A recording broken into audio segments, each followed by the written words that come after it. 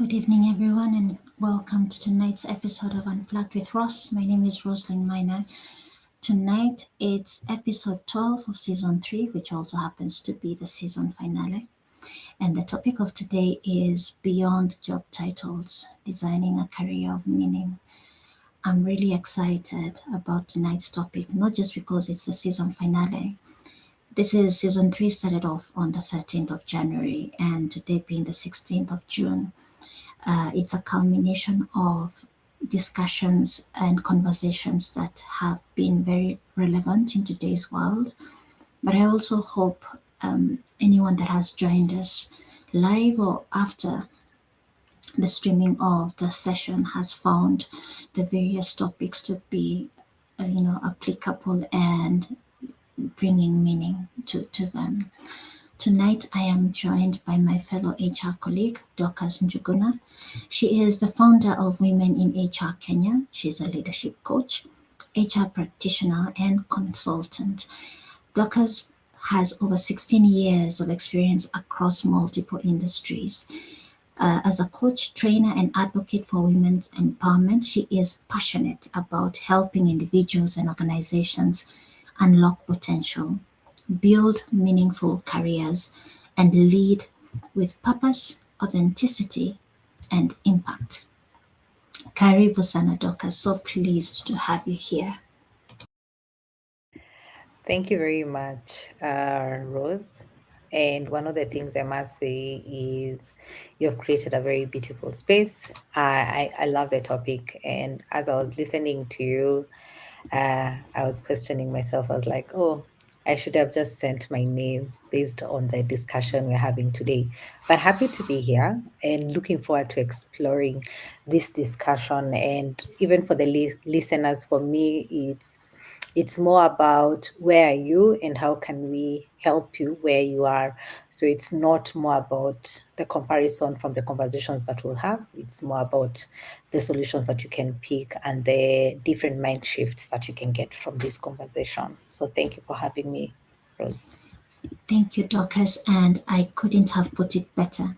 As is the norm of, as we start every session, a couple of facts or statistics to support the topic of the day. Nearly 40% of today's skills will change by 2030. The World Economic Forum estimates that 39% of current workforce skills will be transformed or become outdated by 2030, making continuous learning essential rather than optional. Most professionals will need to upskill. By 2030, almost 60% of workers will require some form of reskilling or upskilling to remain relevant in a rapidly evolving workplace. AI is changing jobs, not simply eliminating them. While some roles will disappear, AI is expected to create new opportunities. The focus is shifting from job security to career adaptability. Human skills are becoming more valuable. As technology handles more routine, mundane tasks, employers are placing greater emphasis on skills such as critical thinking, creativity, emotional intelligence, resilience, leadership, and collaboration. Career success is being redefined, and I think that supports our topic really nicely. Many professionals are questioning traditional measures of success, such as title, status, and compensation, and are increasingly seeking work that aligns with their values, interests, and sense of purpose. And I think a lot of us have come to appreciate that, particularly when we're having the Gen Z topic or discussions. We are becoming more and more aware of that. Career paths are becoming less linear. The old model of climbing a predictable corporate ladder is giving way to career pivots, portfolio careers, lateral moves, entrepreneurship, and continuous reinvention. So status quo is no longer the case. Adaptability may become the most important career skill. In a world where roles, industries, and technologies are constantly evolving, the ability to learn, unlearn, and reinvent oneself may be more valuable than any single qualification or job title. What are your initial thoughts on that, Dorcas? So I love how you cleared it first by referencing it from the World Economic Forum. It's one of those reports I really love reading, and I always encourage everyone to go back at it because I'll start from the fact that first we're in Kenya, so the things that come to affect us shift very differently in other spaces of the world.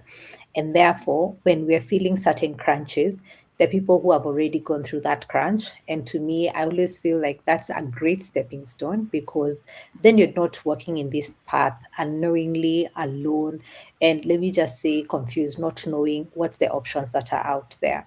But just getting back to just the question and everything, it's it's more so important for us to first appreciate that we're humans, and there are things that will always shift in a very different angle as opposed to certain things that happen in the world. A plant will only be able, or a tree will only be able to grow based on certain environments.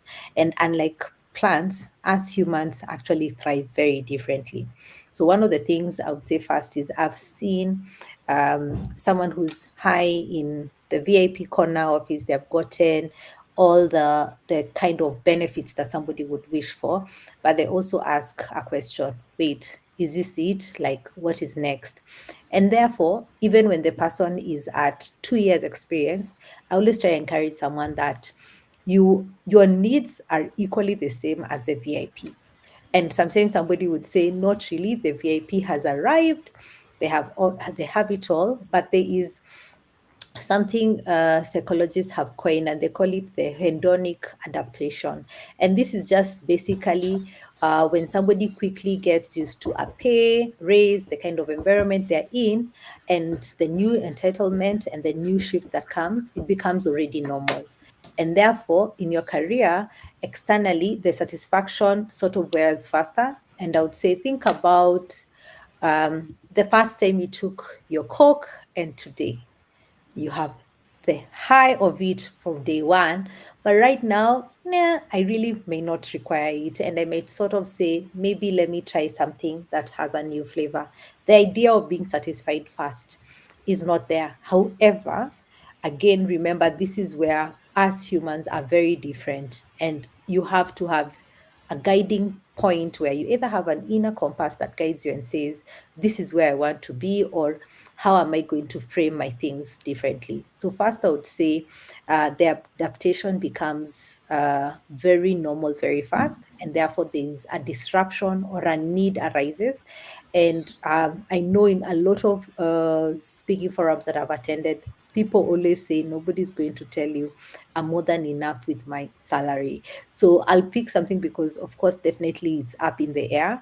Right now in Formula One, we have our great driver who had moved from one great team to another, and he had won. Like, he has won and won and won. I mean, that's why he even got shifted. But something interesting also happens. He has just won yet another cup, but now under this new brand. And you could see the sensation on doing something different at a higher, greater speed. But the moment and the accolades and everything, we knew he could do it. He just hadn't done it in this brand. And I would imagine ourselves in the same category where I'm in this new role. I've never done it before. And then I ace my KPIs, or I get my new role and I feel at my high top. How then do we reach a point where we say enough is enough? And that's where, again, I'll go back. What's your inner compass? How have you been guiding yourself? And sometimes I know saying minimalist and everything makes sense. I appreciate that we are different. And therefore, this is where we're having this discussion so that even for those who are aspiring still for the corner office can know, how do I get there without, breaking relationships and also losing what they already have, which is their strongest foundation, without knowing. Yeah. Now, you've alluded to one of the questions or thoughts I had in mind. Already, someone who's already had a really successful career can actually sit back and actually go, what's next? Is this all there is? However, let's talk about someone who's just starting out, who Yes. is looking for that title, who's looking for that compensation.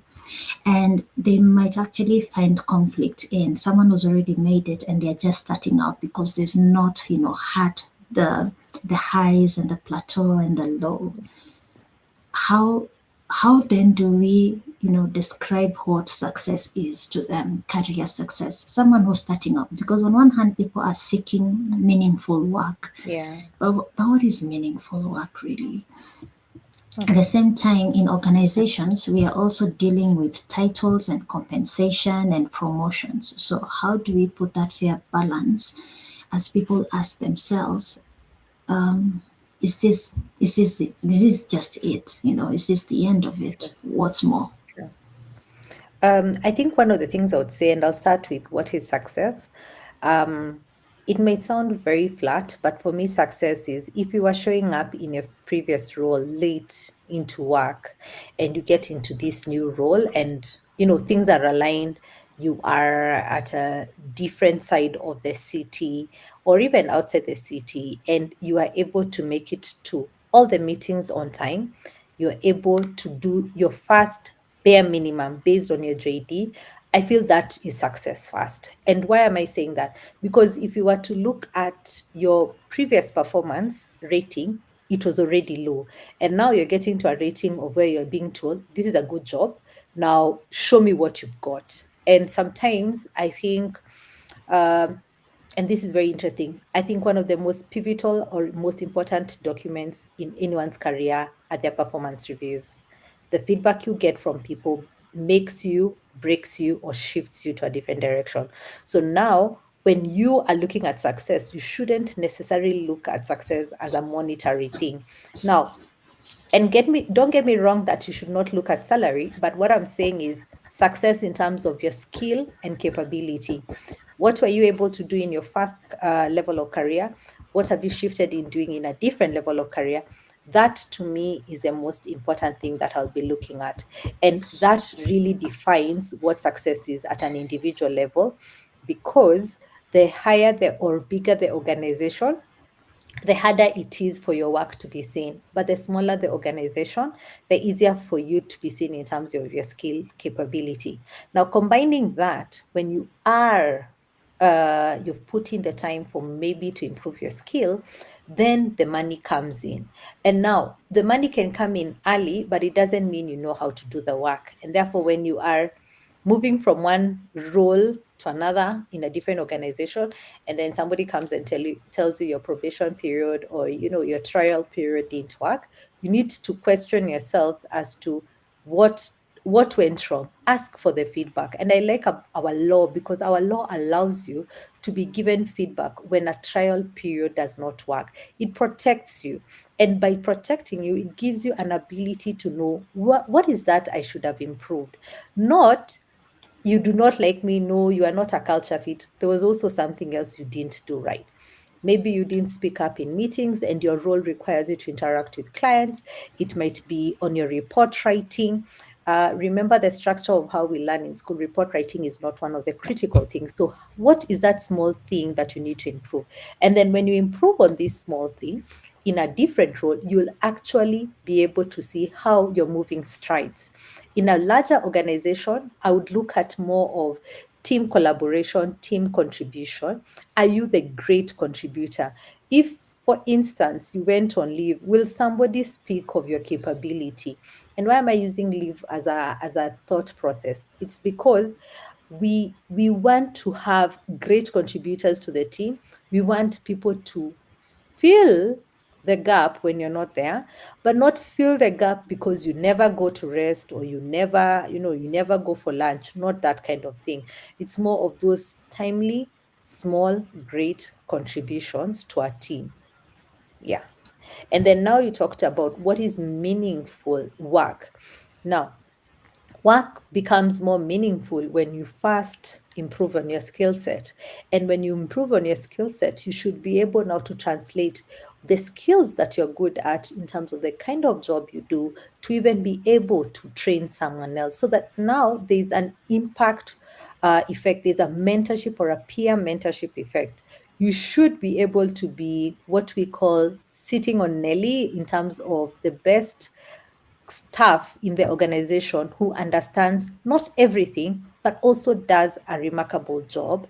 And therefore, when a new person joins the organization, the management or your supervisor feels Rose should be the ideal person that this team member needs to talk to because they will explain it better, they will articulate it properly.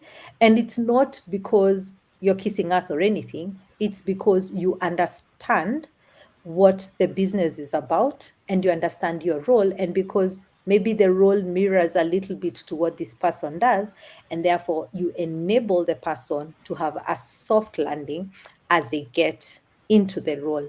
Now, when you think about meaningful work, it doesn't happen over a month, it does not happen over 6 months. Sometimes your meaningful work will be the feedback you get again during your appraisals that goes beyond your supervisory and it goes from another department. Now, for small organizations, what you would see as meaningful work would be the contributor, I would call them contributor of choice, who always seems to have the best in mind for the team. And therefore, at any given point, they are more looking at the solution that we need to solve right now, as opposed to let's complain and then later on we look for like the solution. And meaningful work comes, let me not even say first from the heart, it comes from the doing.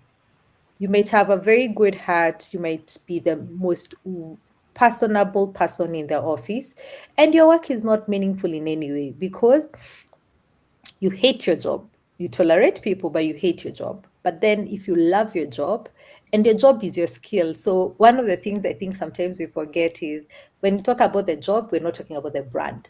We're talking about the actual work you're doing. So how much do you love the work you do? That in a way, if you were to be removed from that brand and it's put even to a very and that people will be more appreciative. They will see your work indeed and say, you know what, this guy worked for the government, they've worked in private sector, they've worked in NGO, but it's very meticulous in terms of they really enjoy their work and the impact they leave is they're able to ensure that in their role, nobody gets hired after they leave. They actually get somebody internally because this person has taken time to grow, to groom the members who are there. Yeah. You've touched quite a couple of, different facets of how Mm. someone can grow within an organization. But one of Yeah. the key takeaways from what you've said is the need to identify what your strengths are, groom those strengths, and ensure that you're applying the strengths within the role that you're having, and also ensuring that you're not working in silo. There's that cross collaboration. Be a learner, but also be a learner that is be ready to be taught, but Yeah. also be ready also to share the the knowledge that you have and not gatekeep, because sometimes people think that as you gatekeep you become more relevant. Don't be the kind of person that holds that information. So Yeah.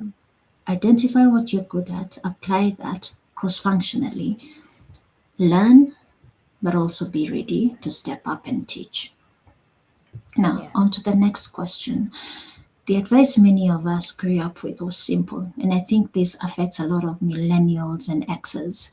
Work hard, climb the ladder, and success will follow.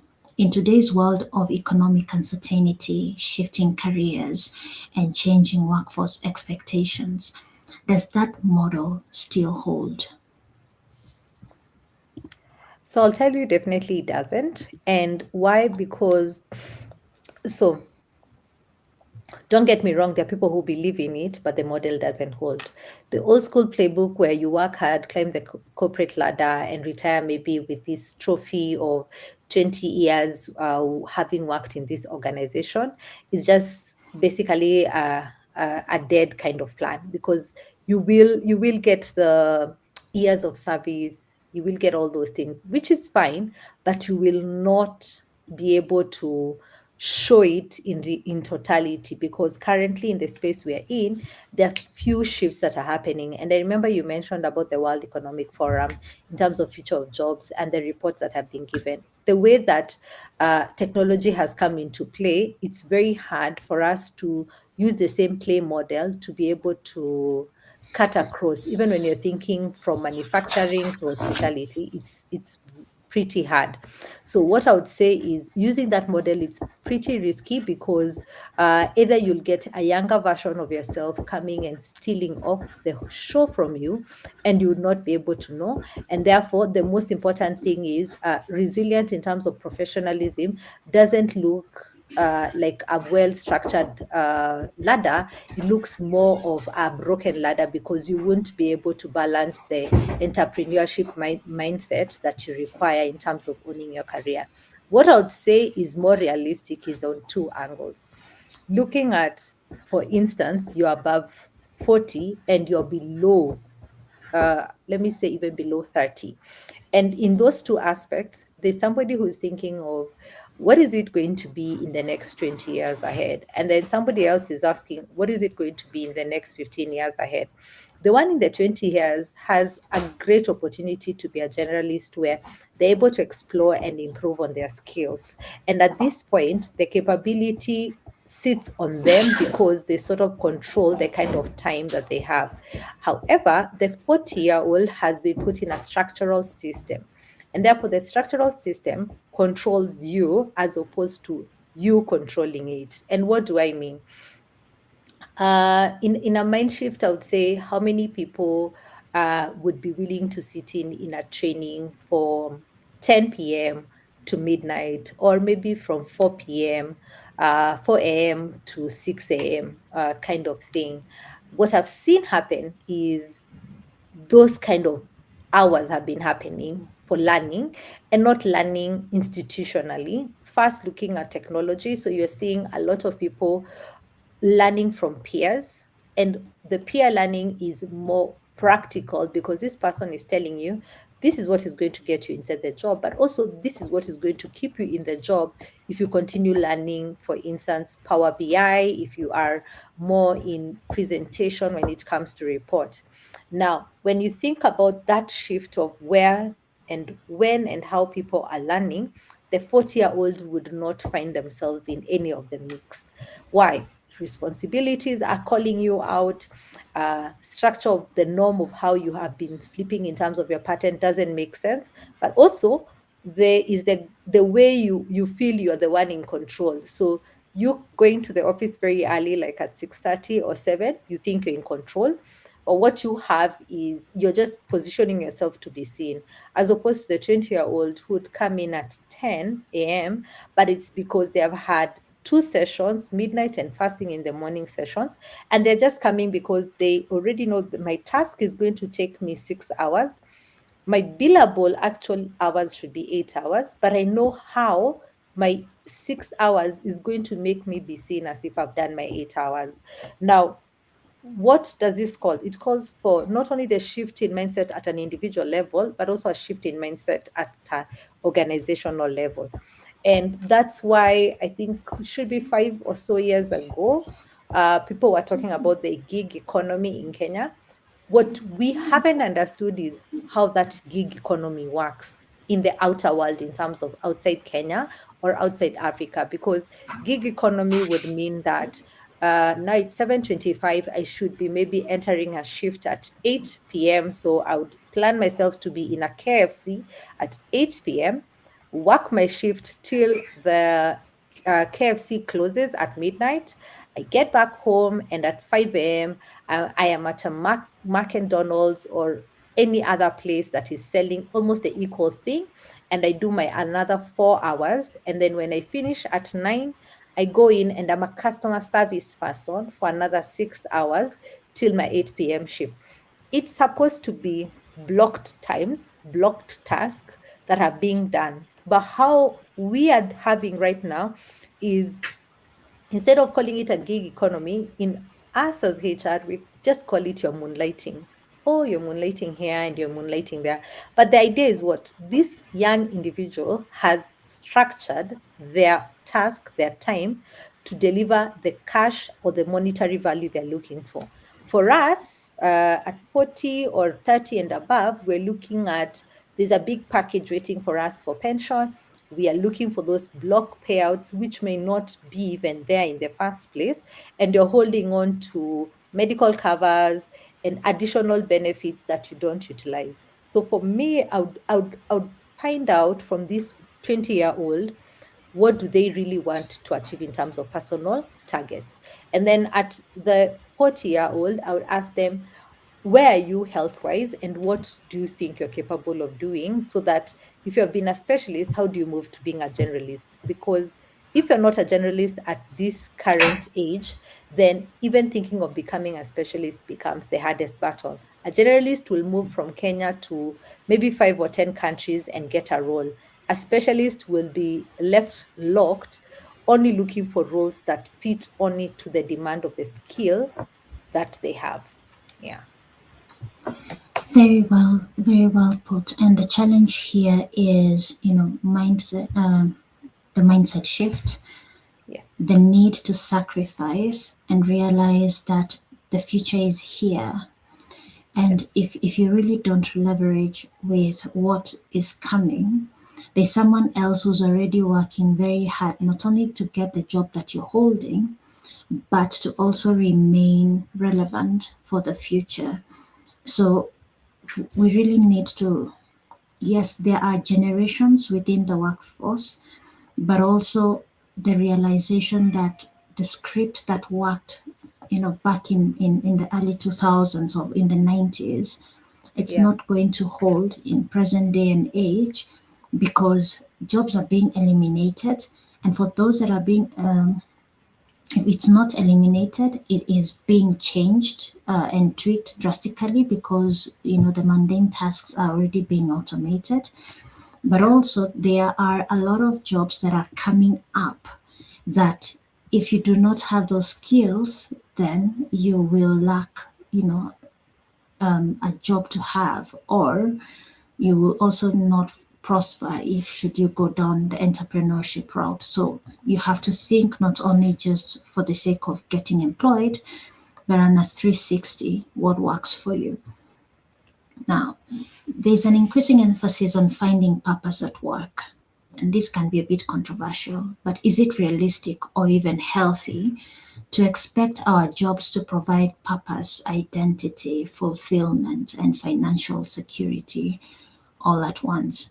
Bearing in mind the as it stands, people say, and maybe this is heavy, for you to build wealth, you have to go down entrepreneurship route.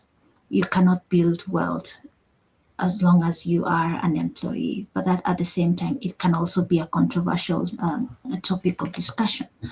So, do we really expect our jobs to, provide purpose, or are we expecting too much? So I'll tell you two things, because I believe on a balance when it comes to what anyone does. You as HR first, you sit in interviews and you listen to people saying, I'm very passionate about this. And sometimes I really wonder what they mean. And I know it's a selling point, but being very realistic, you cannot tell me you have done something for 3 years or 2 years and you're very, very passionate. You might like certain aspects for your role, and that's why you are choosing to use a big word like passion. But I think one of the things I've also learned is, in order for you to be able to get something that is lasting, that will build to your legacy, it means that you have really put in a lot into it. So definitely you can find purpose in the work you do. not, let me not say career, but work, because depending on the career path you take, the actual work you do is what defines and builds your purpose. And therefore, I always encourage someone to first understand, what is this I am calling purpose? When I'm calling it as it is, does it lead to exactly what it means? Because there's always some disconnect on, this is what I want to be, and therefore, depending on this is what I want to be, the build-up becomes, that is going to be my purpose, and most of the time that is not it. So Rose, one of the things I always encourage someone is, you go through the whole path of ikigai, and one of the things I have tried to do is assimilate that very simple to somebody, so that they know, okay, this is what is meaningful in life. And most of the time, they don't find it in the workplace that they do. What they find is, it's slightly a combination of a little bit of what I do at work, but more on a space on where I balance as an individual, and no one else is there. So one aspect I always say, in order for you to find your purpose, it means you need to figure out, what do you love doing. So what is that one thing that you love doing, even if you are not paid for, or you'd be paid for, you'd still enjoy doing? And then define it in a way that says, maybe there's delightness, there's fullness that comes out of it. What is that? And remember, we've talked about not being paid. So is it that I'll say, I love doing recruitment so much that it brings delight? What's that delight? Because it's you who's defining it. And then again, from there, you come back and you say, okay, if that's the case, then what's my mission when I do? Because there has to be a need that the world requires, and I'm trying to fulfill that need. So that based on what the world requires, then I've already identified what I love, I've identified what the mission is, I've known the need that is out there, and then what's the vocation? So the vocation brings in a little bit of excitement, compliancy, but also a sense on uncertainty, because in that what you love, it always goes and builds up something else. So how does that look for? How does that look like? And again, a question comes back, is someone willing to pay for that vocation of yours? Because if it's not, then you have not defined that properly. And then in terms of profession, how comfortable are you in terms of you not doing it? What's the emptiness that comes on it when that builds up? The goal here is, we're trying to break up to the last bit where it says, I, as an individual, am very, very passionate about doing X. I know this is what the world requires. And finally, I know the world would be willing to pay for it. And then what what do you do that, that is good about it, in terms of the passion? What's the impact that you're leaving back out there? And in a sense, it's more about the satisfaction. When you're thinking about passion, sometimes people, or fulfillment, sometimes people first think, I'm going to extend it to the world, and people are going to appreciate it in the world. It's for you, it's for you. And I have seen people having things that they're very passionate, and they do it them in a very meaningful way, and then if it's said, can you do it, you'd say no. So I always like using this lady who is, I think, in Nakuru, and she became famous because she talks about her work so effortlessly, and she's a mortician, but she makes it sound so first cool, because she takes care of everyone. But I could see in, like, social people in Nairobi saying, you are the one going to take care of me. I'm not getting anyone to take care of me. I'm going to subscribe to you and make sure you're the one who's going to take care of me. What is that is going to make somebody give instructions to someone? I don't know, it should be like 100 kilometers away from Nairobi or something like that, to do the work. You know, how is it that an organization is not seeing a HR profession in Kisumu and saying, dude, I don't care what it takes. I know you're employed. Just come do recruitment for me and then go back to where you're from. Because for me, I just need you to support me on this. That kind of conversation comes from how you speak about your work, the impact people have had. And then because of the impact of people, what they have had, then it keeps growing over time. So if you don't talk about your work, you don't put yourself in a way that people are drawn to the kind of work you do, where they even feel the impact, then maybe that's not what you're passionate about. Maybe I'm passionate about being paid well because of that role. And therefore, yes, definitely you can get fulfillment. And that's why I'm saying sometimes there are things we think we expect people to say, I am a great CEO. I feel so fulfilled being a CEO. I'm yet to hear that, because there are certain roles that are extremely stressful, and therefore they may not bring the fulfillment, they may not have the meaningfulness that you're looking for. What you find that tends to be very attractive as somebody goes up the ladder is they feel so fulfilled when they grow and they mentor and they coach someone, because they can see the journey.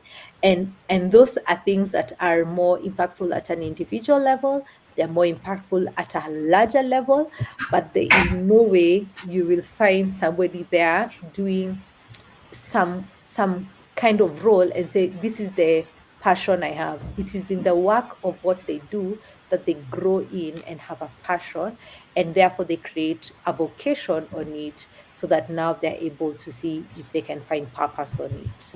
Yeah.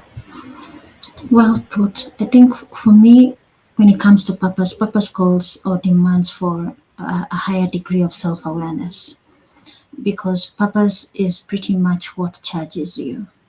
Now, to be very realistic, not very many people do jobs that they're really passionate about, or they feel that that job is, charging them. So you will find that such individuals, they will get the job done, but they also have their hobbies or their talents. Maybe they paint, maybe they write poetry, maybe they participate in CSR activities, things that are personal to them, things that they feel that when they are doing them, they feel whole, they feel human, they feel energized. So purpose is not just restricted to the careers that we hold. It is, to be very honest, bills have to get paid. So if the job is there, do the job, pay the bills, but take a moment to be very honest with yourself and identify, what am I really passionate about? What do I feel that when I do it, it just comes. You really don't have to subscribe to it. It just flows in you. So take a moment, self awareness, figure out what that is, and engage in it. Now, AI and automation are reshaping work faster than many people anticipated, and that's very true. As technology takes over more tasks, what do you believe will become more important in building a meaningful and sustainable career? And I think you had alluded to this early on. So definitely there has been a craze or a panic on what happens when we have to embrace AI. Just looking at how the structure of World Economic Forum report runs, it runs in a way that it sort of first affects the whole world, then it comes and affects us. So in terms of affecting us, I would look at it this way. We are we're not a threat right now, a huge threat, because most of these jobs are still there in Kenya.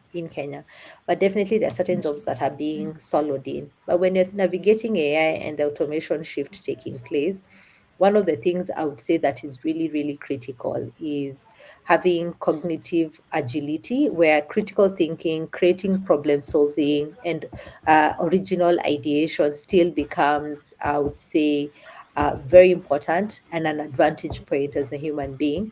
Definitely, there has been a need of understanding or being able to use AI, which is very critical.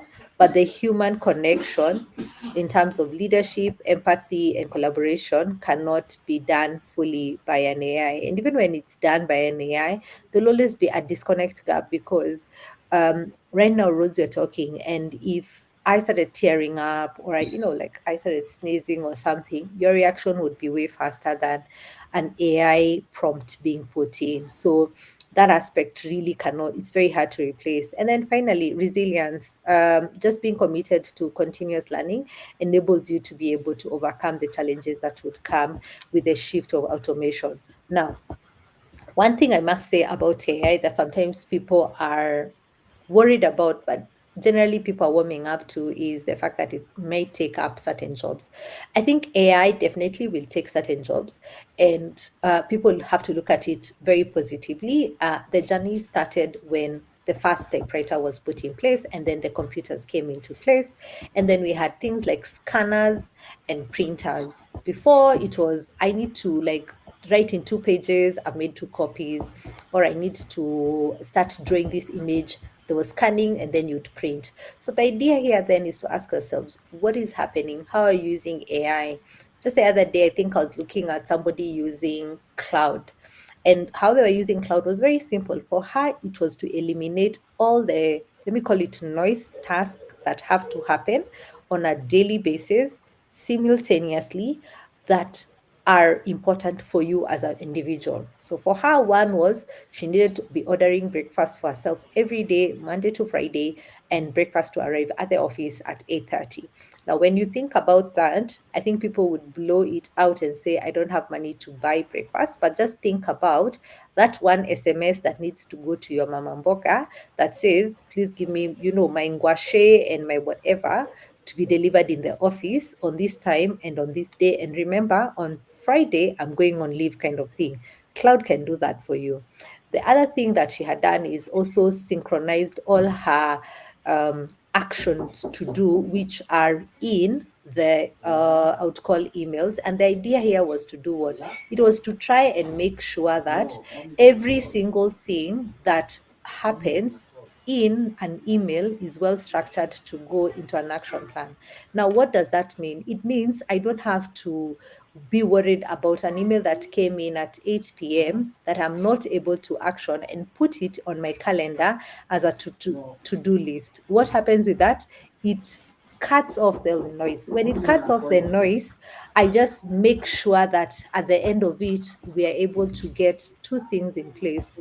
One, an understanding that AI is coming to help you, unlike what would be the norm. Yeah. I like the fact that, in as much as we might find that AI is a threat, jobs are going to be lost, it's going to bring about job redesign. So all the things that actually make you pull your hair out will be automated, and then it's going to demand for you to upskill. So I think that's a good thing. But also, one of the key benefits of AI or automation is it can actually do the simple things for you. And that allows you to have leeway or ample quality time to actually get, the work that needs you to roll up your sleeves. So you actually get to do more with less effort compared to having to, I remember back in the day when you had to send a fax and the fax had to give you an okay receipt. So we came from that to now, as you mentioned, scanning documents. And then all of a sudden you can actually create the document on your phone or whichever gadget that you have, and you can share it on WhatsApp or emails. And over time it's gotten easier and easier, but back in the day, knowing how to use a fax machine used to be a skill. Knowing how to use that long coded phone, and the the reception, it was full of gadgets. It's gotten easier and easier to the extent that you really don't have to have a hard phone on your desk. It can actually, it's a software in your laptop that will work just as any phone. So all these advances have demanded of us to adapt. So it's the same thing that we will do with automation and AI. We need to adapt and embrace the changes that are coming and ensure that we are continuous students. We embrace continuous learning. If you can come closer home now to you, when you look back at your own journey, because you're speaking very generalistic, but now let's come to your stalkers. Were there moments when your career path changed because of a deliberate decision or because life forced you to rethink your plans? What did those experiences teach you? So I'll tell you definitely for sure I've had to make certain career changes that have been very important. And as you have alluded, they have been either things that have happened that have led to me making the decisions. And I'll start from maybe the scratch. When I was starting my family, I opted to stay with my little one for 9 months. And I remember during that time and these are the things sometimes maybe we never think about when making decisions. When you are making a decision, you're not stopping your career. You are either trying to align it to a way that would work for you. So I remember for my firstborn, I stayed with him for 9 months at home. And that gave me an opportunity to just understand that just the same way we're starting this career, I'm starting this new life with this other individual who has no clue about the world that they're getting into. And therefore, just spending time creating a path that would be easier to navigate and make things way easy for them and also for me would be very important. So during that time, I actually just took up a course and I was like, let me do this course as I bring up this child. And right now he's turning 17. When I look back at the decision I had to make, definitely there are moments somebody would tell you, was this the right decision? I mean, that means 9 months without pay.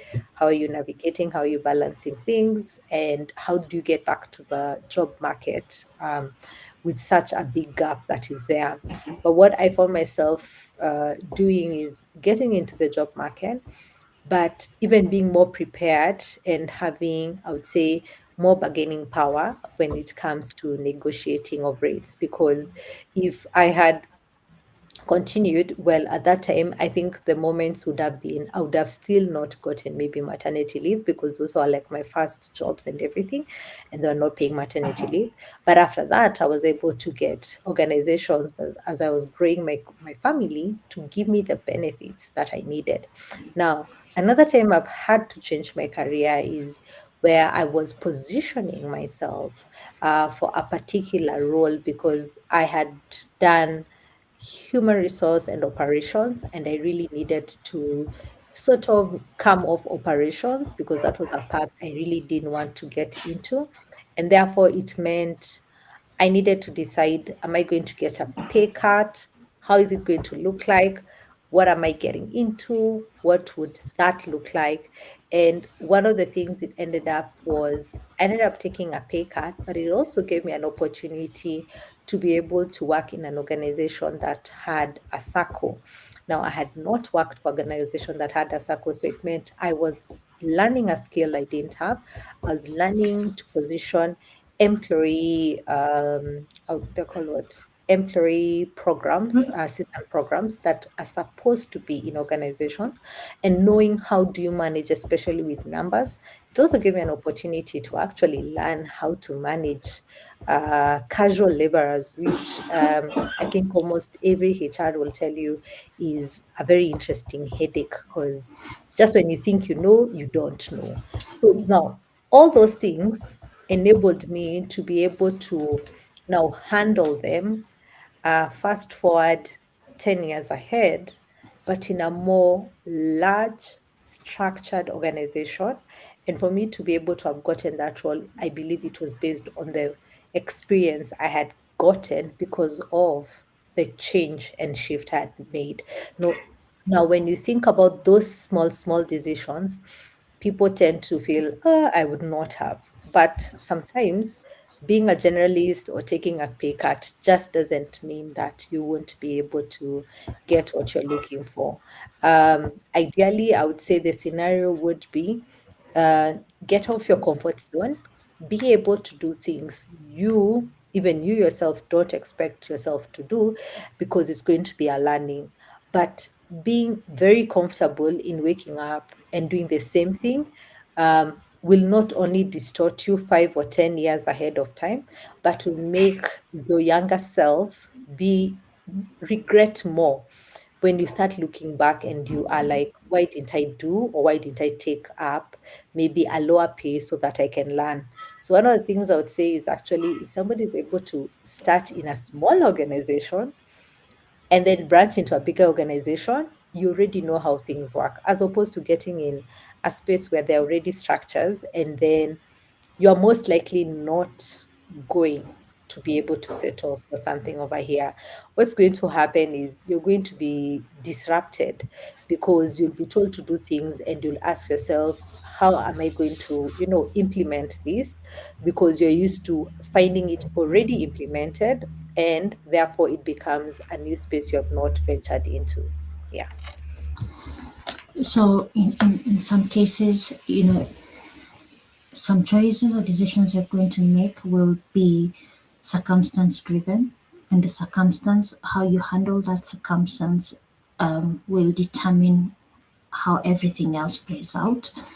And in other cases, it's a decision that you make yourself. You want to make a pivot, so there are some things that you will, forego, but because you know what the game plan is, what it is that you're aiming for, it compounds. So all those decisions compound positively, and then here you are today.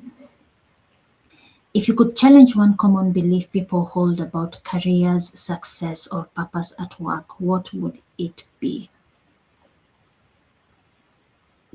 I think one of the beliefs that people have is they will they will have it all, that the role will have everything, it will provide all, and sometimes that's not the case.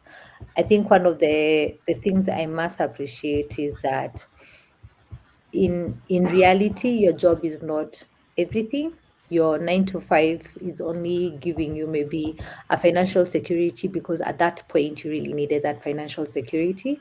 But sometimes understanding, as we were alluding before, your purpose becomes the most important thing. The other thing is, the corner office is not always as great as it looks. It gives you a good view, and therefore aiming for the view would make sense.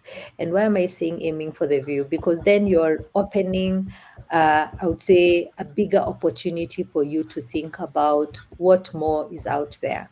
Majority of us have worked, especially for Kenyans, majority have worked in Kenya, and we are all fighting for almost the same roles, or the same industry, or in the same company. The question is, has somebody thought of what is out there for me in a different space? And am I equally as competitive as I think I am right now? So I think for me, one of the things I would say is doing like a pre pivot kind of audit gives you like an assumption of what is it in for me, where I am, and how do I see myself. So one of the questions I would always say is ask someone is, as where you are, will this move build a future proof human skill as a person who I am, or will it just be a short time comfort route? So, for instance, if I do take up a new role, do I foresee myself doing these new things very well? And do I foresee myself growing? Or am I just going there because I'm aiming for a supervisory role, and then I I lose it because I only thought about the supervisory role. I didn't think about anything else, and maybe they required a technical angle of it. Another thing I would say is think about what specific real world problem do you really want to spend time handling. There are people who would be very specific in the kind of work they do, and they get to the bottom of, I know this is what the company does, as opposed to, I don't know. I know we do a lot of things, and one of them is this, but you really can't tell the real business objective. And knowing it comforts you, because then you see if it's aligned to where you really want to be. Yeah. I like the part of the pre-pivot audit. It's like taking a SWOT analysis, trying to understand where you're at and what you really look like, the now and the future. Interestingly, just a few minutes to the top of the hour, but final two questions for you. For professionals considering their next move, what questions should they ask themselves before pursuing a promotion, a new role, or a complete career pivot? And I think the questions that you just asked, Is this future proof or short term comfort? And coming to the point of what problem are you trying to solve, I think that contributes to one of the analytical questions someone might pose to themselves. What else would you challenge them? I think the other thing I would challenge them is to think about uh, what excites you. So when you're just thinking about Monday, will this new role that you really want to target going to give you a better Monday? Or is it going to be a more lousy Monday because your team didn't do the right thing or people just didn't show up as expected? The idea behind it, in terms of the question, is to make you know that the move you're about to make is supposed to be, well, let me say right now, permanent, and therefore you don't want to make wrong moves. I've seen people make wrong moves and they regret even before their probation period ends, and they're like, I need to go back and negotiate myself back into the organization. And I've seen people do that, but that's like a, I would say that's a self-made choice. But one of the things I would say is you also need to test drive a place, and that's why nowadays we have things like Glassdoor. We have things like um, experiential experience with employees. I know of a place I worked where we, even before the person started working with us, they came in for like a 2-day tour to experience the workplace and everything. And the idea here was you're about to make a very big move, so you better be making the right decision. Now, that may not be possible for all organizations. So, what is possible? I would say one, reach out to someone on LinkedIn. By the way, people are now more vocal in Kenya, unlike how it was before, to give out feedback. And therefore, what kind of feedback are you looking for? Definitely, I cannot come and ask you, Rose, so how is this payroll? Let me tell me, no. Ask realistic questions. For instance, are there bonuses that are paid out in terms of performance of the overall business? Secondly, think about the hierarchy. Are there opportunities of growth in the organization? Or is it just a flat sphere? Once I join, that is it. I'll never see the light of day of any growth, maybe until somebody dies or maybe somebody, leaves the organization. Those things become very important because sometimes I feel we ask them the last minute when you have signed the contract and you have locked yourself in. Another thing is find out your current supervisor. Who are they? How do they manage people? And you can tell how they manage people by just look at their team. What do they post about? If they've never posted about any achievements and this person keeps telling you the team achieves well, it also speaks a lot about the organization's culture and well-being. And then finally, what are the challenges that you like most likely are going to have? Is there going to be a certain barrier that you had not foreseen, or a barrier you had foreseen but you're ready for the challenge to overcome it? At the end of it, you are the equal aspect of how you are measured in being interviewed should be the equal aspect you are interviewing the organization. The mistake sometimes is we interview the organization after signing the contract and hoping we needed to have leverage or an opportunity to be able to ask the questions. What I've seen happen in most organizations is that all this information tends to be either readily available, either for public organization or what you can get these small things. And Glassdoor sometimes actually gives you up to salaries. So it's a choice, but it's something you need to do. Yeah. But at the same time, you need to challenge organizations. Not many organizations have conversations during interviews, there are more interrogations. Now, to the True. final question of the day. When your career story is eventually told, what would you hope people remember beyond the positions you held and organizations you worked for? And is that what that normally Uh, says? People actually don't forget how you made them feel. They can forget what you did, but they yeah. actually don't forget how you made them feel. So, thoughts? Yes. So I think when I look at legacy, looking back, especially now as being a consultant, is every person that maybe I've interacted with, when I look at my past, I would really want to hear things that surprise me. So definitely, I would want to hear. You saved me from being an alcoholic employee, or you saved me from a bad move. And definitely, I know there would be those ones who would come out and say, that I feel like you are part of a decision that didn't sit down well with me. However, right now where I am doing very well. And if I had not left, I wouldn't be where I am or who I am. And why? Because I know very well I am not perfect. And when I think about the work I have done in organizations or in corporate, one of the things I've always learned is put both parties together. Do it not for the organization, but do what is right and fair. Um, I've learned that even what is right and fair is never good and never acceptable to all. So one of the things I have appreciated over time, because I do get from time to time those emails where somebody will say, "You are a really great HR," and then I'll see those ones that say, "I'll never forget the decisions you made." I am appreciative that when I was making those decisions, I was very conscious that they're going to affect not only a human being, but a family or a generation out. So I would hope that the decisions I make now reflect on my legacy as being a very fair and direct person. And direct doesn't mean tough or rude. I think direct means having those uncomfortable conversations that people tend to avoid. But when you do, you actually are more surprised with yourself as a long run. One of the things I would say, and let me praise myself a little bit.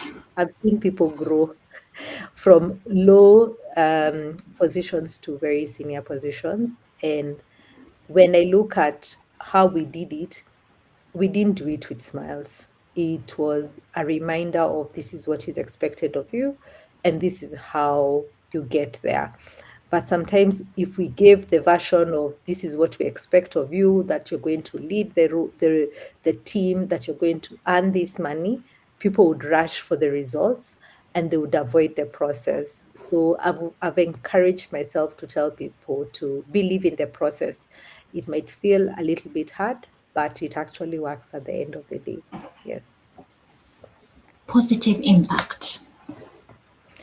Um, for sure, for That, sure. that's Yeah. that's all we all hope for. I mean, I bet everyone has had a moment whereby you think back of decisions or calls you've had to make. Some you're very proud of yourself. Others you really wonder what you were high on. But at the same time, no one knows the conditions you had to make those decisions, Yeah, So they for really sure. don't know the full story. And that's not, we're not just saying that because we are both HR professionals, but everyone, sometimes you've had to make decisions based on the situation you're in. It doesn't translate or mean that it's going to be positive, Yeah, but you just had to make a decision. So, yeah. a decision is made and you live with it. But the long and short is that, we all hope to have a positive impact on people, the brands we work for, whatever it is that we do. Tonight's topic is beyond titles, designing a career of meaning. And the discussion has ranged from finding purpose, know what charges you, having aspects of self awareness, sometimes having to make those tough decisions and evaluating where you are now and what the future demands of you.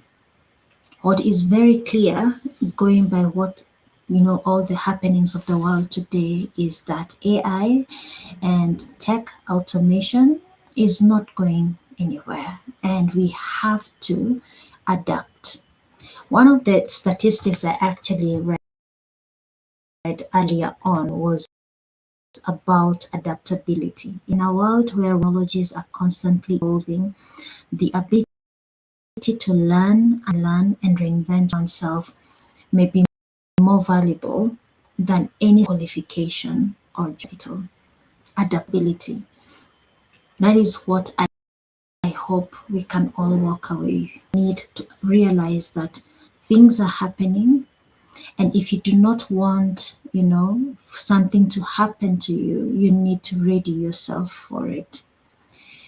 Dorcas, I cannot thank you enough for your time and sharing your insights during this session. I have a full, I'll have a lot of notes to share. And the thing is, even when you listen to it and participate in it, there is more to share and to learn. Asante Sana.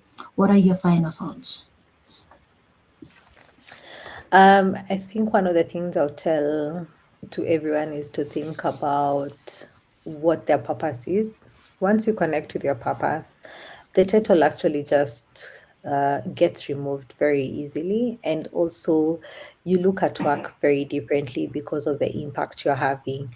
I'm always grateful when I go to one of my clients, and one of the things I experience is a very great smile being received by the guard and them just saying good morning, how are you, and how can I help you.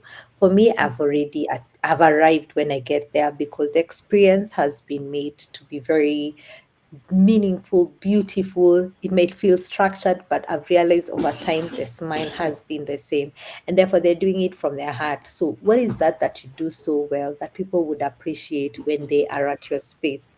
Now, do so well and appreciate doesn't mean you compromise the kind of work you're supposed to do.